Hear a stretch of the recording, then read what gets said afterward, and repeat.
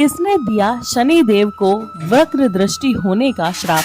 चलिए जानते हैं पौराणिक कथा शनिदेव की। शनिदेव की ज्योतिषी की भाषा में न्याय का देवता माना गया है। वह मनुष्य को उसके पाप और पुण्य के अनुसार दंड देते हैं। यही वजह है कि हर कोई शनिदेव के नाम से भी कांपता है। ऐसा बिल्कुल नहीं है कि शनिदेव सिर्फ दंड ही देते हैं, वे जातक को उसके द्वारा किए गए पुण्य का भी फल देते हैं।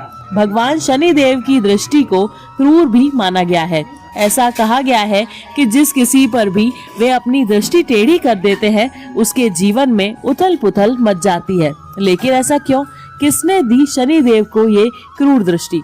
यह सवाल का जवाब भी एक पौराणिक कथा के जरिए मिलता है। कथा के अनुसार बचपन से ही शनिदेव श्री कृष्ण के भक्त थे। उनका विवाह चित्ररथ की पुत्री के साथ संपन्न हुआ था।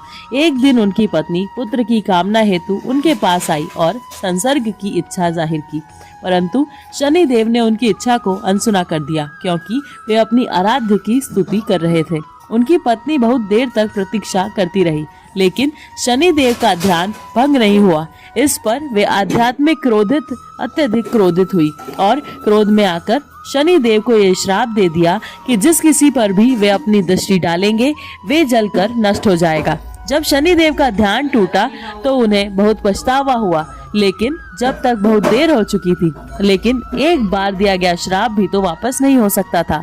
तब से शनिदेव अपनी नजर नीची रखकर रहने लगे, लेकिन जिस किसी पर भी वे दंड देना चाहते थे, जिसे पापी समझते थे, उस पर उनकी दृष्टि अवश्य पड़ती थी। दोस्तों, अगर आपको ये कथा अच्छी लगी हो तो कृपया हमारे चैनल को जरूर सब्सक्राइब कीजिएगा और लाइक भी कीजिएगा। राधे राधे।